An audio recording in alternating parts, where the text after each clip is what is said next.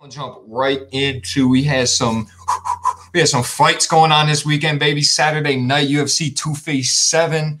Woo! That was a fun little card, man. We're gonna talk a little bit about them last two fights on that card.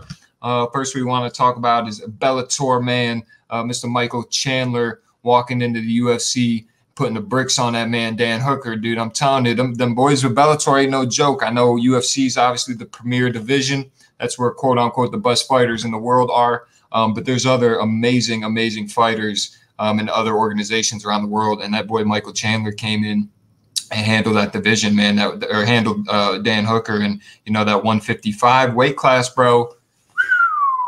It's so juicy. I mean, like, Khabib actually still has the belt right now. It hasn't been given up. So, I mean, we'll just see what happens there. That's still kind of a toss-up whether he's going to come back or fight or not.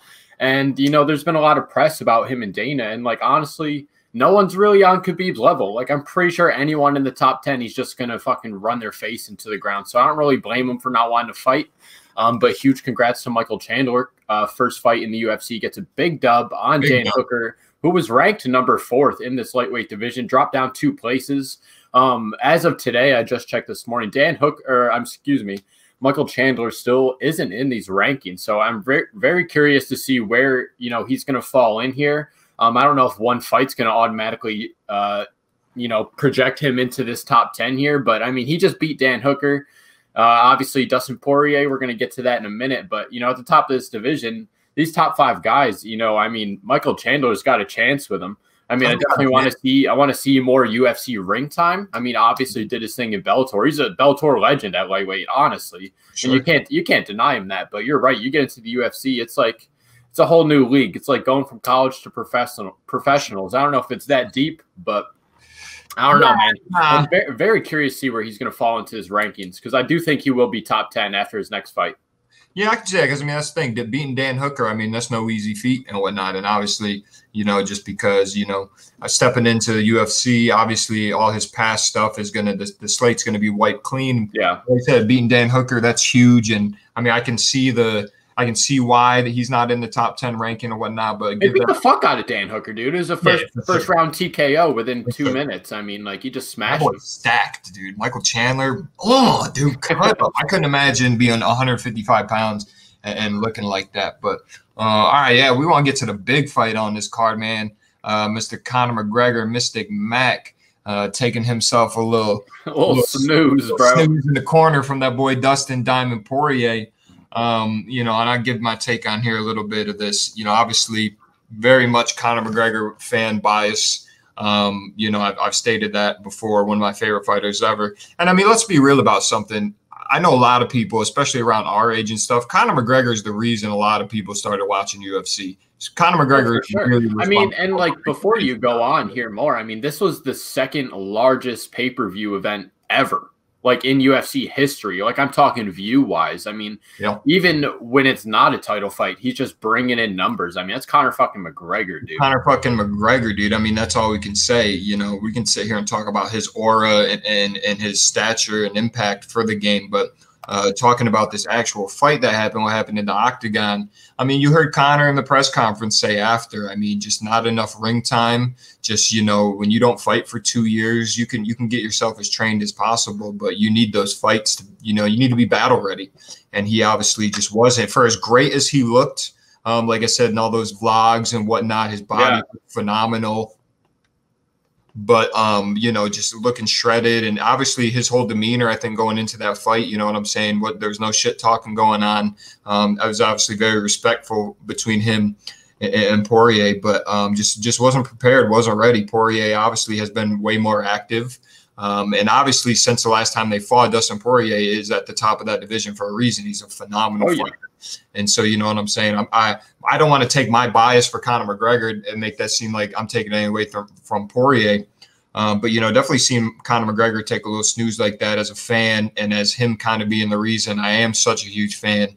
That one stung a little bit to watch, man. But saw Dustin Poirier, man, just walking out, giving a little blowing that motherfucking heat off, bro. Got that skillet right. I mean, he was eating his leg up early. You know, in that first round, Dustin went to work on that inside calf of Conor. They're both southpaws, so Conor was saying he's not used to checking kicks.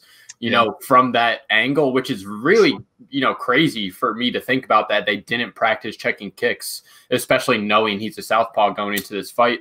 So, I mean, I don't know. It's just that more ring experience that Conor said he wanted. He got it. I mean, he took a couple shots, but he got his legs chewed up right now.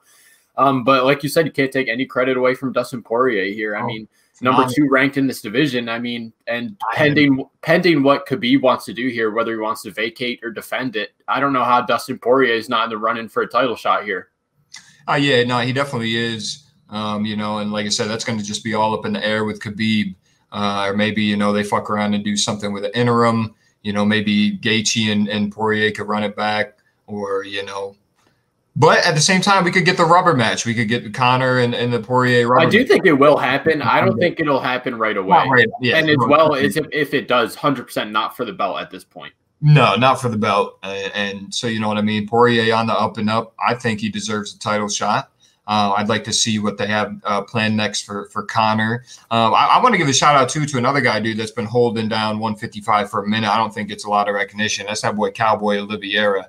Dude's ran through some opponents, man. I feel like a lot of people have jumped the line on him as far as possibly getting some title shots or whatnot. You know, so as far as Conor goes next, I don't know what they got planned for him. You know, I hope he sticks to his word, and you know, he said he wants to keep fighting. He wants to get 2 to 3 fights in this year. You know, I hope he means that, because I love seeing Conor in the ring, and you know, obviously he's made enough money to where he clearly doesn't need to fight anymore, but he's just so competitive and whatnot. I hope he sticks by that. And like you said, I'm hyped to see where Poirier goes. If Khabib wants to come back and think Poirier could give him enough challenge, which, I mean, granted, I don't think so. Like you said, I think there's levels to this game, and I don't think so, man. Another one.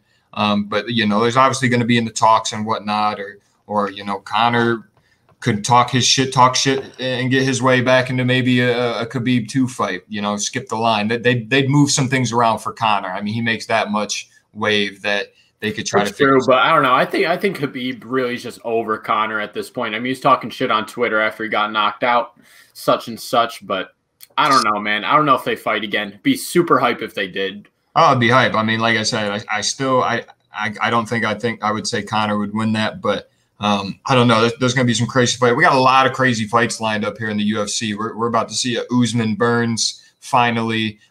They just announced today Robert Whittaker, Paulo Costo. I'm hyped for that. That's going to be juicy as well. I mean, we got some heavyweight action coming up here this year as well. Hear this one, bro. Did you hear fucking Ben Askren and Jake Paul, bro, about to be in a boxing match, bro? 8-round pro boxing fight. Funky Ben Askren. Wow. Jake Paul, bro. I thought Ben Askren was that wrestler type. I didn't really think it, you know, I didn't know he's got the boxing like that.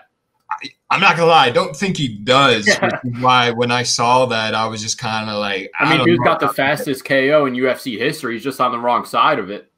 Hey, and you know what? I mean, that'd be crazy. Like you said, I mean, that's just that wrestling background type of dude. And it's like, we see them struggle in the UFC with their striking. So, I mean, boxing's literally just striking.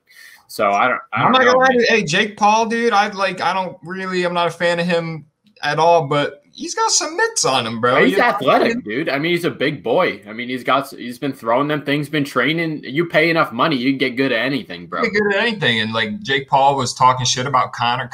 Jake Paul really, really wants to fight Conor, which that'd be a huge money fight. But the Conor would whoop the floor with that boy, dude. That's just like 2 total separate entities of fighting. But yeah, we got some great UFC that's about to happen over the next couple months. So we're obviously going to be diving into that real deep. I'm not sure what the next upcoming card is, but we'll be sure to keep y'all posted on that, give our opinions and whatnot. But